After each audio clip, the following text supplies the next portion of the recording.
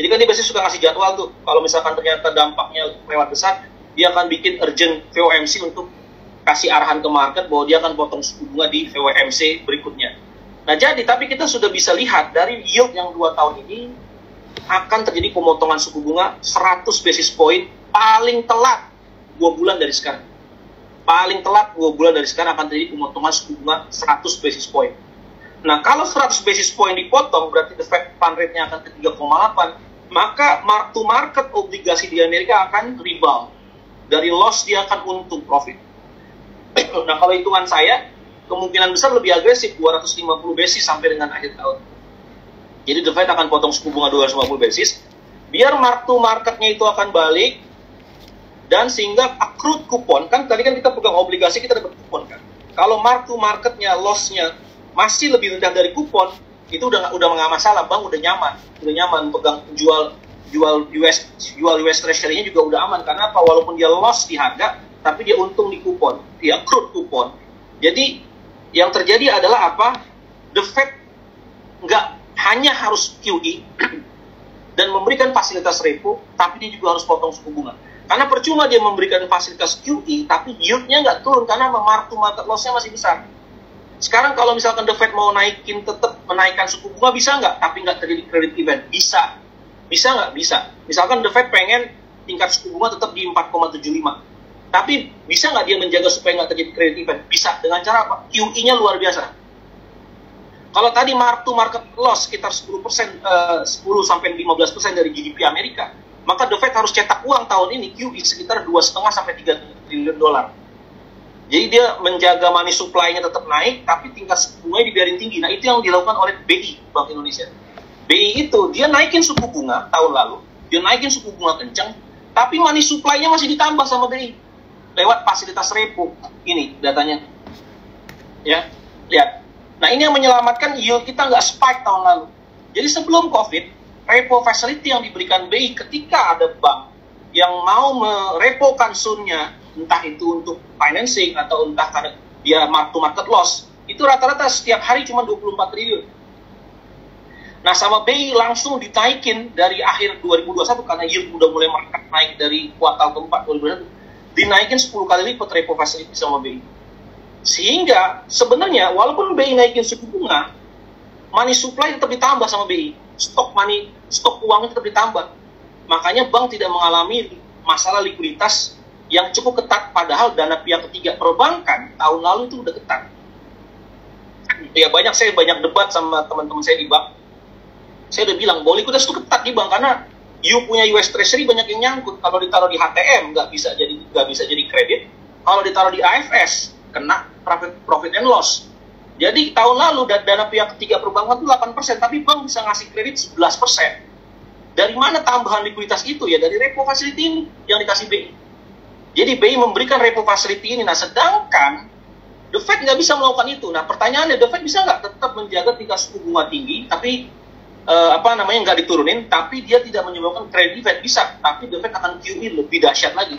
QE-nya bisa 2 triliun dolar. Jadi balance sheet The Fed akhir tahun ini bisa 10 T. Tapi tingkat suku bunga tetap tinggi. Itu bisa dilakukan sama The Fed. Tapi pilihannya menurut saya nggak logis kalau dia pilih QE yang luar biasa tinggi. Karena apa? Dia punya pilihan yang ongkosnya lebih rendah, yaitu memotong suku bunga. Jadi potong suku bunga paling gampang untuk menaikkan mark to market loss yang dipegang bank-bank di Amerika. Maka dia harus potong suku bunga 100 basis point. Nah, cuman masalahnya kenapa banyak orang masih nggak yakin potong suku bunga? Karena inflasi masih tinggi di Amerika, balik lagi. Akhirnya trade-off yang sangat besar antara how to save the financial system and how to fight against inflation. Jadi pilihannya adalah apakah terus memerangi inflasi, atau dia akan menyelamatkan financial system. Kalau kita lihat dari sejarah Powell mengambil kebijakan, menurut saya ketika terjadi gangguan di financial system, maka The Fed akan lebih memilih untuk menjaga financial system dibandingkan dengan melawan inflasi. Itu kenapa bond traders sudah berekspektasi akan ada pemotongan suku bunga minimal 100 basis point tahun ini.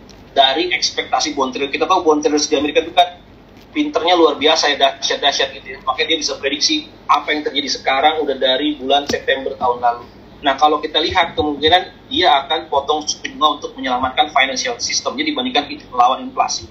Tapi nanti ada efek samping ketika The Fed akhirnya memilih untuk menyelamatkan financial systemnya. Nah, ini yang kedua. Sekarang kita jangan hanya fokus ke Amerika. Krisis dolar ini, market loss ini bisa terjadi di banyak negara, nggak cuma di Amerika.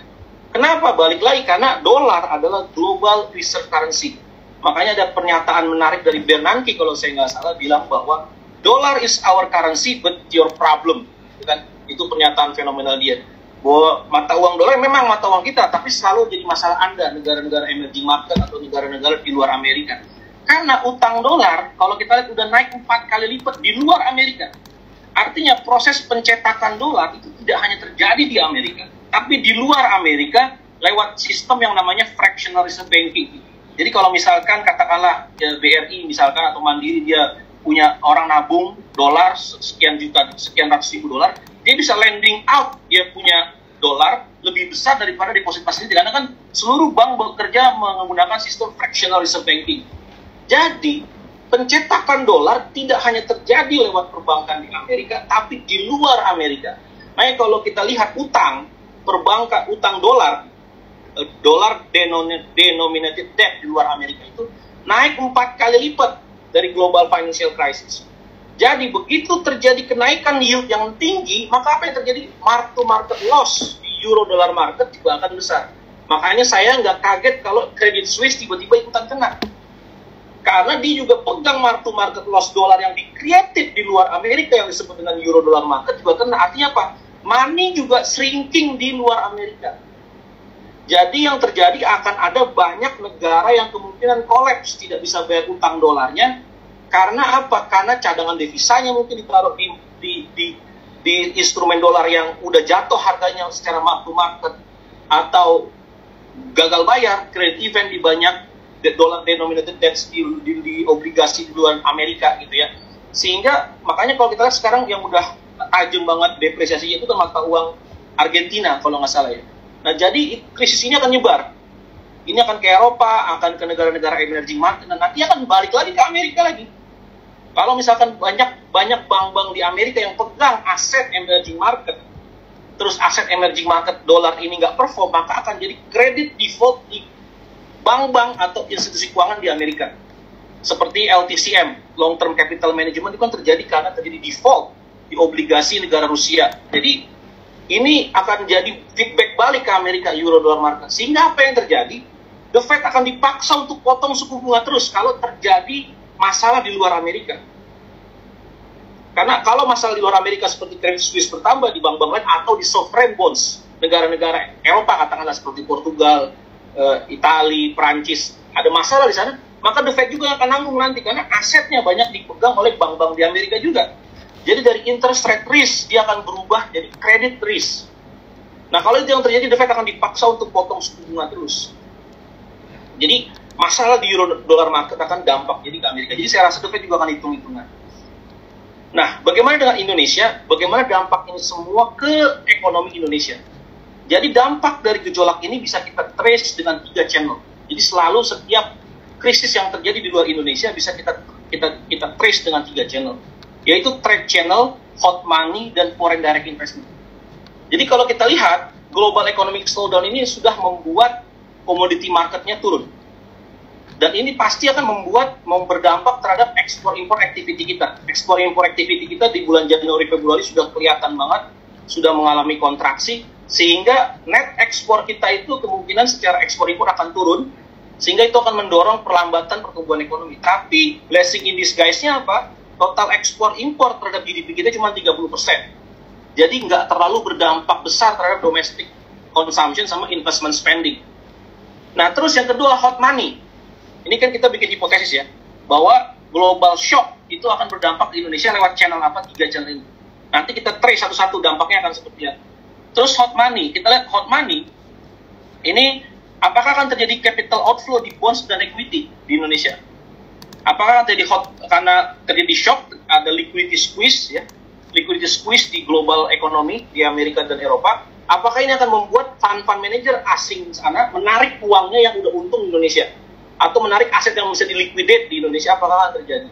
Yang kedua, foreign direct investment. Simply kalau ekspor-impor activity turun, maka global manufacturing activity itu akan turun.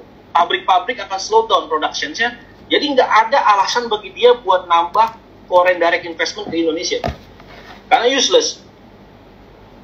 Jadi dari tiga itu. Bagaimana tiga itu kita trace? Nah, kalau kita lihat, pasca pecahnya SVB, kita lihat yield di negara tetangga kita, Malaysia, Thailand, Singapura, dan Indonesia, yieldnya naik sedikit, tapi tetap berada di bawah Desember. Berada di bawah Desember 2022. Artinya apa? Tidak terjadi capital outflow di bond market. Walaupun SVB pecah. Tidak terjadi capital outflow. Kalau yieldnya spike, misalkan katakanlah yield Indonesia itu ada di atas 7, artinya terjadi capital outflow. Tapi nggak terjadi capital outflow besar-besaran di bond market di Indonesia. Jadi kalau kita trace hot money tadi, nggak terjadi masalah. Orang masih expect bahwa ekonomi Indonesia dan ASEAN regional, ASEAN itu masih sangat bagus, sehingga nggak perlu ada capital outflow besar. Tapi capital outflow terjadi di stock market. Stock market langsung koreksi dalam. Tapi secara net-net, berarti apa yang terjadi? Orang cuma pindah dari stock ke bonds. Makanya Jumat kemarin harga bonds rally lagi. Jadi sebenarnya koreksi di stock market itu sebenarnya hanya pindah uang aja, pindah kantong kiri kantong kanan. Dari equity drop di ASEAN pindah ke bonds. Makanya bonds yield-nya itu stable dan turun.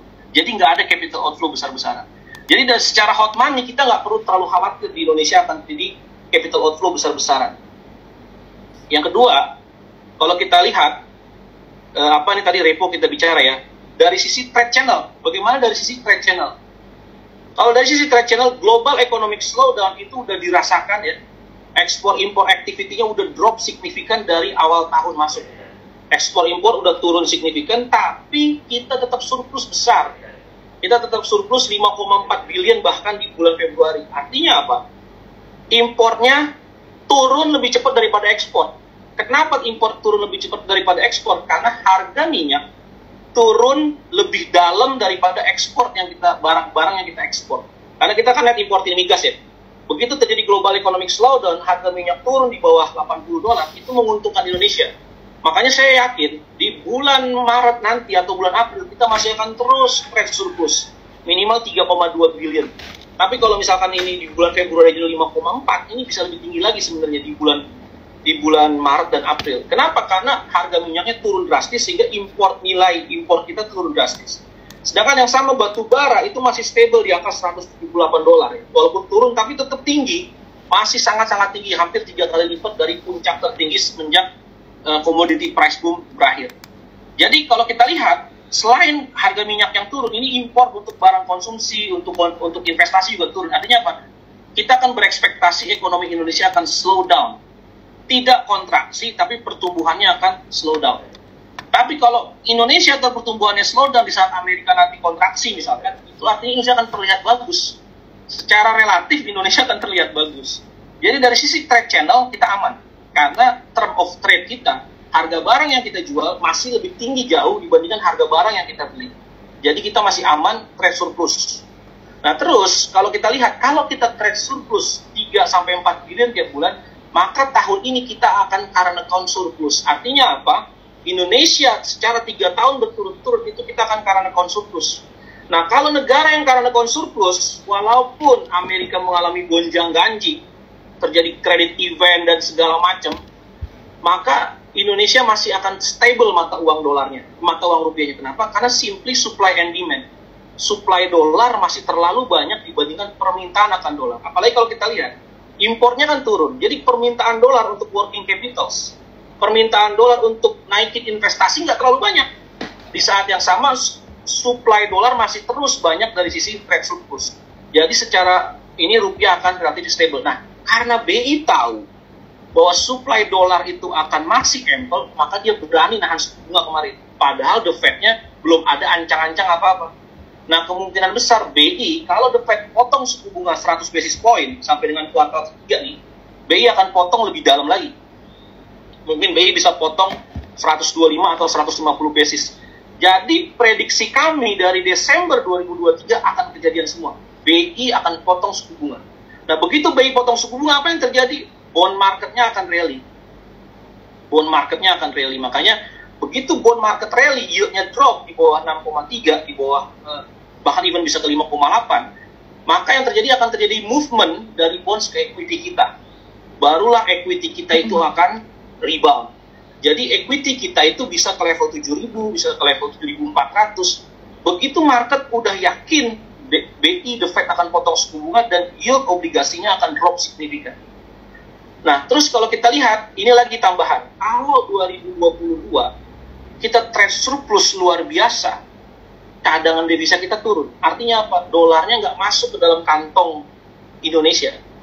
Tapi kalau kita lihat, mulai dari Januari, Februari, cadangan devisa kita udah mulai naik lagi. Sekarang cadangan devisa kita udah ke 140 billion dari 137. Artinya apa? Surplus ekspor mulai masuk pelan-pelan ke Indonesia.